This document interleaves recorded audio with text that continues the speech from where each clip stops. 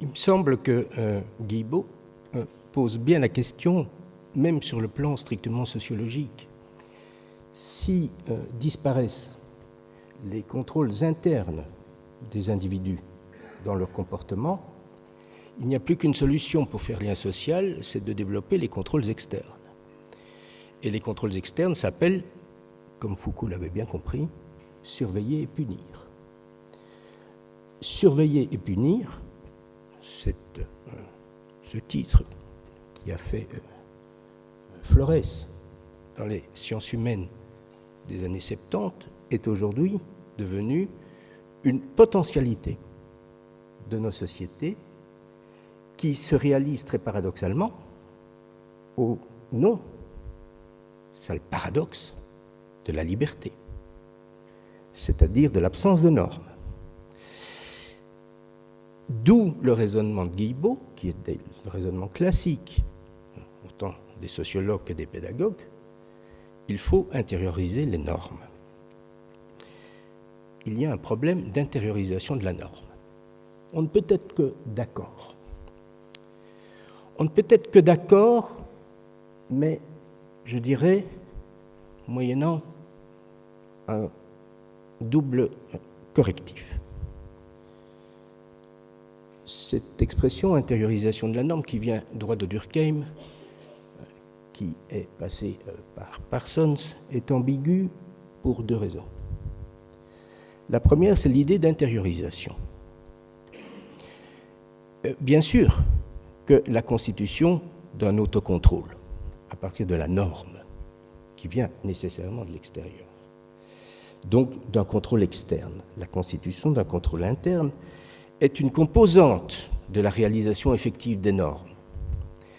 Mais vous voyez bien que ce qui se profile derrière ce processus, ce n'est pas l'éducation, c'est le domptage, c'est le drill, intérioriser les normes non problématisées, notamment en raison de la peur de la sanction ou des satisfactions de la récompense, ne correspond pas du tout à l'idée que nous pouvons nous faire d'une éducation à la norme qui suppose un jugement normatif, une capacité de juger ce qu'est la norme juste. Et donc, l'idée d'intériorisation féconde doit être complétée par la constitution d'une capacité réflexive de jugement. Deuxième problème de cette expression, c'est la norme. Bien sûr qu'il faut des normes. Si nous avons réussi la coopération sociale qui consiste ce matin à se rassembler dans cette salle et à ce que vous vous teniez si sagement assis et silencieux pendant que je parle, c'est que bien sûr nous avons tous intériorisé des normes, une espèce de grammaire. Nous reconnaissons la situation, nous appliquons les normes. Très bien, mais est-ce que la morale se limite à des normes?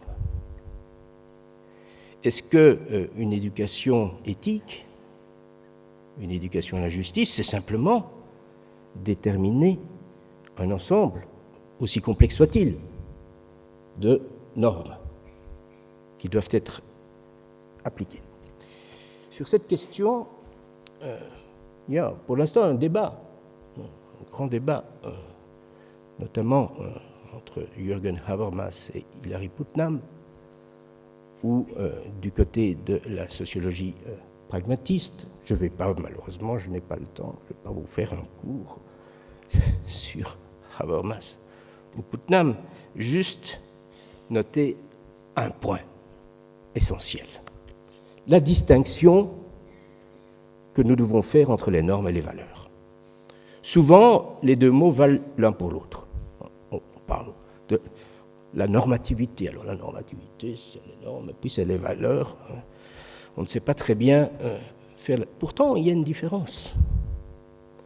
une différence, quand on y réfléchit, qui est tout à fait essentielle.